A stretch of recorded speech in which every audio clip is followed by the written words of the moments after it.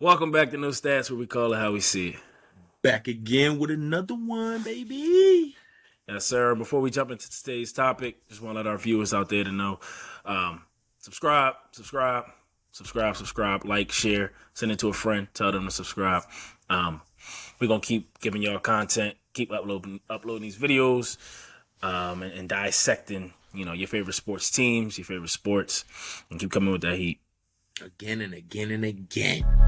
Watch the handle, it takes skill. We gotta run it back. We in the field, and you said it Jason Jack. You in your field, we looking for the facts. Let's keep it real, yeah, we talking no stats. Yeah, we talking no stats. Yeah, we talking no stats. Savage. Sir. What's good, my guy? NBA season just wrapped up. We got a fantastic offseason ahead of us with this NBA draft coming up, with the notable free agents, a lot of trade talks, a lot of rumors going around. It's arguably, outside of the NBA playoffs, the best time of the NBA season. I want to talk about a couple free agents coming up. We got, Chris Middleton. We got James Harden, Kristaps Porzingis. These are all the ones with player options. You got players like Draymond Green, Gary Trent Jr., Kyle Kuzma. And I think I mentioned Kyle Kuzma. I think it's notable to keep your eye out for this Wizards team. I think they're going to unload. Porzingis also is on a similar deal as Kyle Kuzma. He can decline his player option as well. I know you just seen the news just dropped today on the Wizards might be exploring trading Bradley Beal, which is a huge commodity that can help a lot of teams get over the top. So speaking of Bradley Beal, bro, what are a couple teams that you think that would be an ideal fit for somebody like Bradley? The Philadelphia 76ers. Oh, I was going to say that. You read my mind. Bro, I think that's a dream scenario. You got to trade something, right? And I don't know what direction Washington is going in, and what you'll have to give up. Hopefully, Tobias Harris. Hopefully, Tobias is somewhere in that deal. But I think Bradley Beal fits perfectly in Philadelphia, man. I think he can provide that. I think you can move off of James Harden, right? If he doesn't, James Harden has a player option, right? So he can come back. He's gonna arguably decline. So that's the tough spot, right? Because you don't want to stunt Tyrese Maxey's growth. I would want Tyrese Maxey in that starting lineup, but I would love a Maxey Bill backcourt. It's interesting, but that's contingent on if James Harden is going to leave. But I think that's a perfect fit there. I think he can knock down shots. He's a guy who can step up. Now you have two guys in the backcourt, one that's still growing in his role but can give you 30, 40 on a really, really good night, and a guy like Bradley Beal who's established and you know what you're getting out of him. Because sometimes we see Embiid dwindles in big games. I don't think Bradley Beal has that in him. I think Bradley Beal is a guy that's going to show up when his number is called. But outside of Philly, what other destinations? Oh, you probably going to like this one. It's going to come at some expense, but I think the Lakers, man. I know that's been a talk for a little while. Yeah, and I know I said the thing about Dame on our last take about superstars going there, and not saying that their careers get diminished, but the spotlight gets bigger. You're playing for the Lakers, you're playing with LeBron, so there's a lot of things that come with that are not always on the positive side of it. But as far as like basketball fit, I know you're most likely going to have to put Austin Reaves in this type of trade. But I think if you can get a guy like Bradley Beal that can get his own shot on a more consistent level, he's been a better playmaker these last 2 years. I think it would be a phenomenal fit next to LeBron, next to Anthony Davis. And if they could do well this offseason, I think the Lakers have the They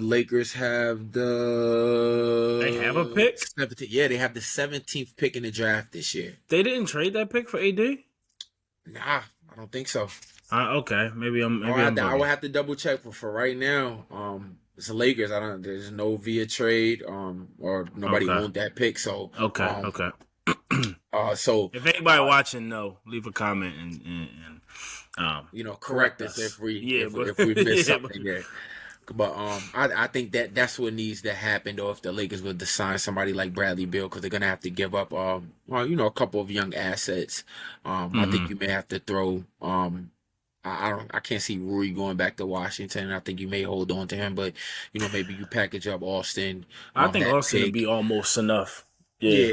And then you maybe throw like a Wayne Gabriel in there. Right. You make a sprinkle some Lonnie Walker in there. I know that's your mans and stuff. I know you probably wouldn't want to be in Washington, but that's one of the places that I would like to see Bradley Beal at. I like the Sixers. Love the Lakers pick as well. Is there anywhere else? I know this is going to be floating around, but Miami. Miami is a dark horse to get. Now, I don't know if you're willing to give up Tyler Hero, because I think Tyler Hero would have to be in that deal. Oh, absolutely. So I don't know how you're feeling about Tyler Hero. But I think I can see that as a basketball fit and a possible destination for Bradley Beal. It's going to be a team that's going to want to win right now. And I know we're going to jump into a bunch of, these other guys that you talked about, but the landscape can change for a lot of these teams, right? And I know Denver's coming off that championship, and we just spoke about them. Can they repeat and start this dynasty? But a lot of these teams are going to get stronger, especially with all of these guys. I mean, like I said, we're going to get into it, but the Trae Youngs, the James Harden, the Porzingis, like, what's going on? Who's going where? Damian Lillard. It could change the powers. Definitely change. Even you think about guys like Bojan Bogdanovic in Detroit. Yes. He averaged damn near 20 points a game last year. He can really help teams. You think about the Raptors. The Raptors is another team to keep their eyes on with OG and Pascal.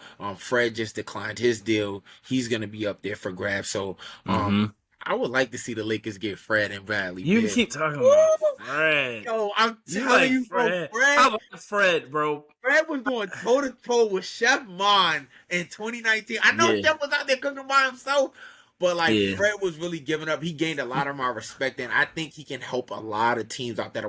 I would low-key like to see Fred in a Boston, in LA, a Sixers. Fred. Yeah. His size and stature sometimes is, hard. It's easy to overlook, but, Fred can get you 20, 23 a game. Fred can get you 6 assists. Fred's going to That's the part I worry about. What, the defense? The playmaking. The playmaking? I think Fred's all right he's all right in the pick and roll.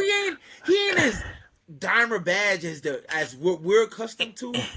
But I think if he's on a team with with guys, like, say, for instance, you put him on the Lakers, he will really mostly have to spot up, create off the dribble. But LeBron would have to go back to playing that point guard role. We seen him kind of take a step back from that. And last thing on Fred VanVleet going to the West, you would need to be he's a point guard. So you're talking about guarding De'Aaron Fox, Jamal Murray, Ja Morant, Steph Curry. We're talking about the guy that was like first in deflections, third in steals. I'm just saying. Brad got to be Is he ready for that? Is he ready for that? I don't know. I'm all about once you get in them new pastures, I think you get a new motivation. He was kind of rotten in Toronto. They had after that championship, I think they capped out. That's why I think they're a team to keep the eye on. Right. Because I think they're gonna unload soon, and start rebuilding around Scotty Barnes. We want to touch on this. I didn't want us to go too long and forget it. But go ahead, what you gonna say? Oh no, go ahead. You don't want us to forget it. Go ahead. I'll bring this back up. I'll recirculate. Okay, don't forget. Hold that thought, bro. You brought this up. How how the Pelicans might have some serious discussions on maybe moving Zion to move up in the draft to draft maybe a Scoot Henderson at that number 2 pick. What are your thoughts on that? If you're the New Orleans Pelicans, are you open to trading a guy like Zion Williamson? If I am, absolutely, 100%, and especially if it can guarantee me Scoot Henderson. I just think with Zion, right, and we did a show on this, bro. We spoke about guys wanting it, And I know when Zion's on the court, he's effective, but the best ability is availability. And Zion, packs that weight on, and he's only getting older, right? He's not the guy that you hoped he would be, just being on the court. And I think if you could bring in a guy like Scoot, I think Scoot's career is going to be really good. I know we're going to get into this, but I am of the belief that Scoot's career is going to be better than Wemby's. I know a lot of people are going to look at me like I'm crazy, but I really like a player. I really like Scoot, bro. A lot. I see not Ja Morant, right, because they have different games, but I think he's very explosive. I think he's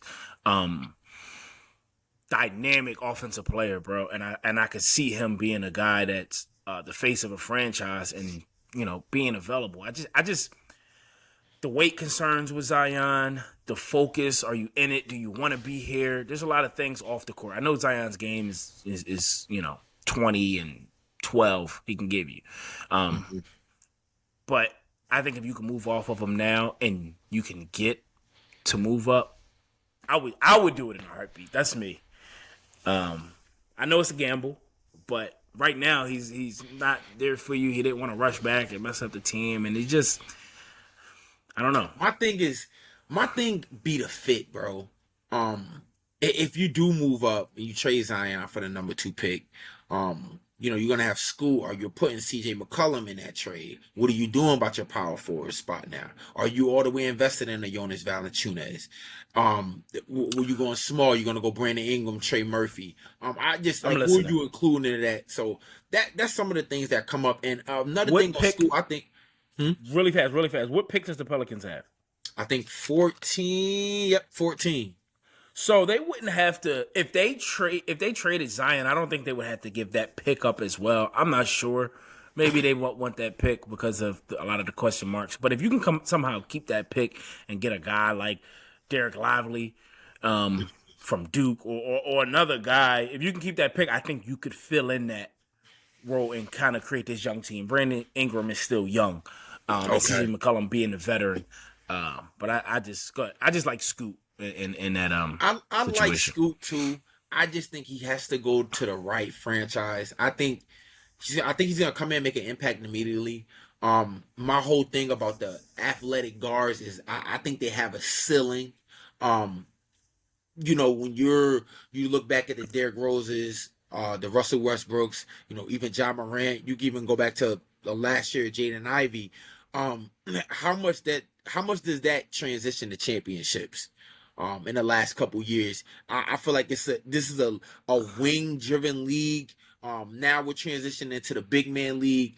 You still, Steph Curry had his run, but Steph Curry was a shooter, not really on the athletic side. So I'm just interested to see what else would you place around a guy like Scoot Henderson to win, to win and get you over that top. My question is, do you believe Zion can get you over that top? Are you of the belief that Zion Williamson can be the number 1 and win you a championship? Have you seen enough? No, I haven't seen nearly enough. We don't even have a playoff sample size right now. And he's going into this is going to be his 4th year, I think, maybe even 5th. I think it's 4th because they just signed the extension. But if you're not on the court, and in the last 4 years, you've played arguably 1 full season, it's too many question marks there. And when you first get into the league, they shut you down after 1 game of summer league. Then you don't play the whole year. And it's like, yo, bro, when are you just going to get out there? Like, we don't have time for the excuses no more. Yeah, we're babying. I'm like, oh, yeah, he's the future, 2 years. Like, nah, now you're getting seasoned. Now the game, as you're rehabbing and having this time off, the game is slowly changing. The game is changing every day. Teams is getting better. Now you're setting this franchise back. You're supposed to be the heir after Anthony Davis. You're setting this franchise back by not even being available to play. And, bro, how many times we see him? Part of the game. And how many times we see pictures of him on the bench or him somewhere, and he out there looking like Professor Clump. Just like he's not taking care of himself, bro. Seriously, bro. Out there looking like Vince Wilfork. Like a defensive lineman or something. You say he down there eating all that crawfish. Yeah, bro. Oh I don't my know. I God. don't know. Zion has the potential to be amazing, right? But it's just, does he want to be in New Orleans? Am I dealing with a superstar that doesn't want to be here? It's those culture fits. We always talk about that. I would bring in a young guy who's going to come in and be ready to play and give it my all. I'll figure out that, right? You got Brandon Ingram. You got CJ McCollum, Valanciunas. So that would be me. You sounded like you wouldn't just yet. But go ahead. We gotta see I gotta see what you're presenting me. I want to ask you this, bro, and we'll dive and dissect this even more with the NBA draft coming up in the next coming week. You're the Hornets. You got the number 2 overall pick right now. We all know you can arguably see that the Spurs are definitely going to draft Wembanyama. Yeah, that's done. If you're the Hornets, are you taking the best player available at that moment, which is Scoot, or are you going more of fit? Because what I see, I see you have a guy like LaMelo Ball, who I know he had an injury riddled season, but we're talking about a guy that's already been an All-Star, Rookie of the Year, still very young, still has a lot of upside. What are you doing with this number 2 pick? Yeah, this is a very tough situation. Change your franchise, man. Change your whole organization. And I know Michael Jordan trying to sell the Hornets, so he don't got to make another horrible decision as a freaking owner. But I think as far as fits, I think Brandon Miller is the best fit. Say that. Best fit. I think he's the best fit for the Hornets. Now, it's going to be hard to pass on a guy like Scoot if you have that number 2 pick. The possible trade down scenario would be the icing on the cake if you could trade down but then you play. The draft is going to be interesting, right? Because you got the Blazers at 3. Portland's at 3? Yep, Blazers at 3. Blazers at 3. Portland's at 3. So what are they going to do with Dame? I think they would try to take Scoot. So maybe we could see a 2-3 switch, right? Instead they move off of Dame and bring in Scoot and kind of replace that. And then Charlotte could take Brandon Miller. But I don't think to sum it up, I don't think you draft Scoot Henderson. I think LaMelo Ball is your point guard.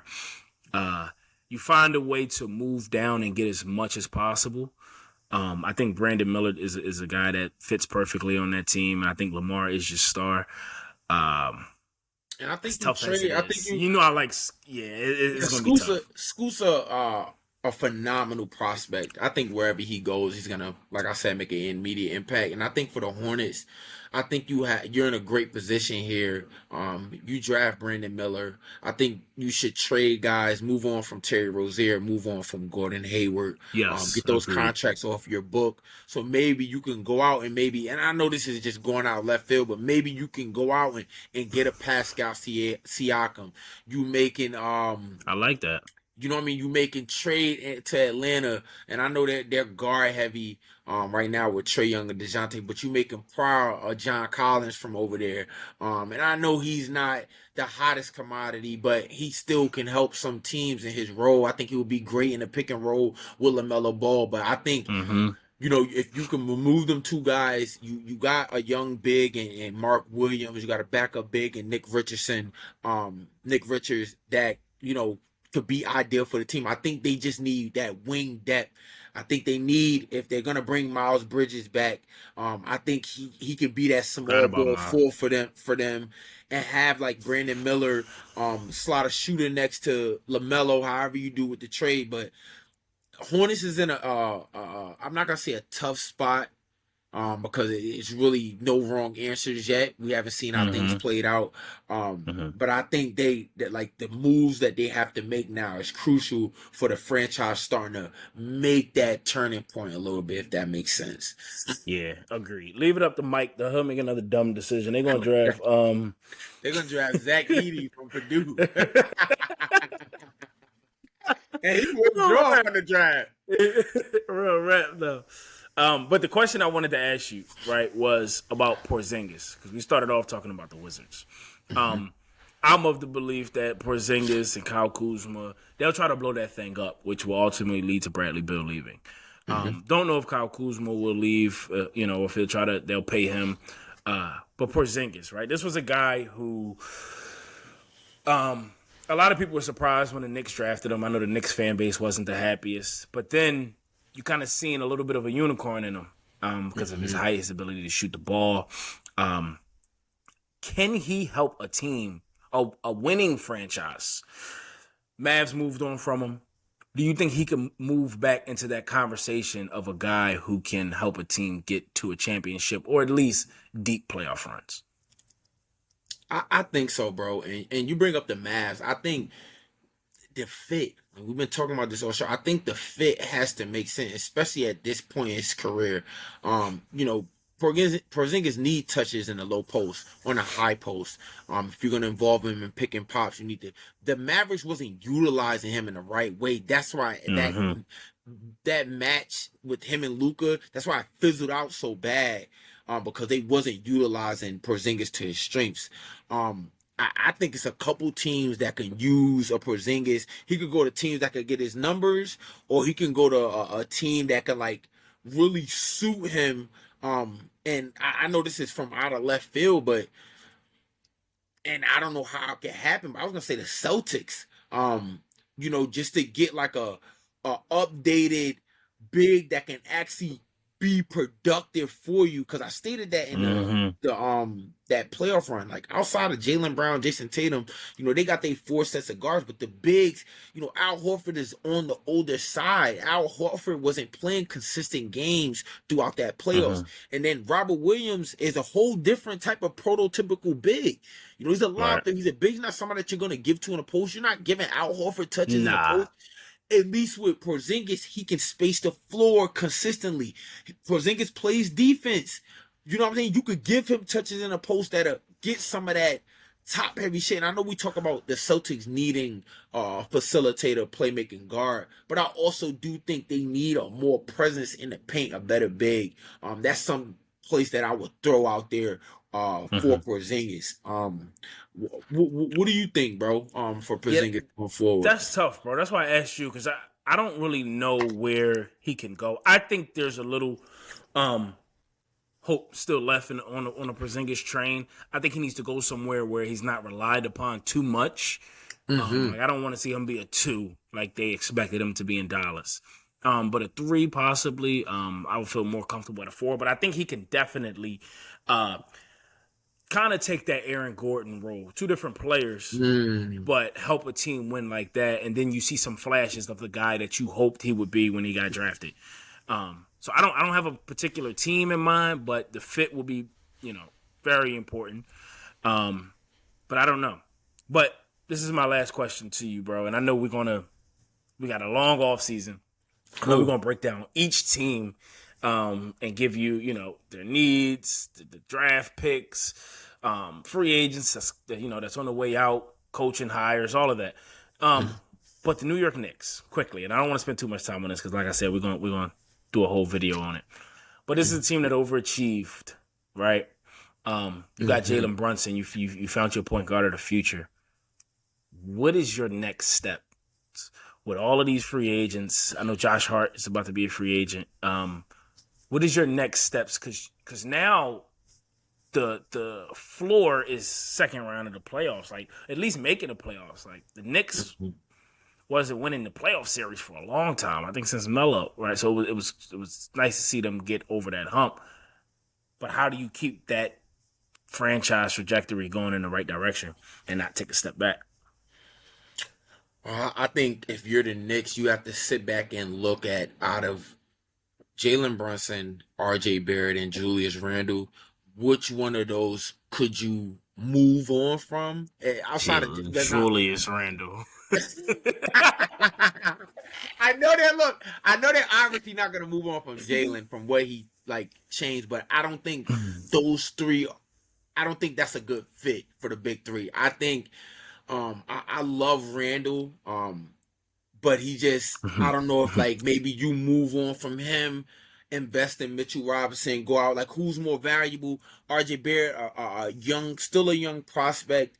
I think he's a 20-point per game scorer on a average team.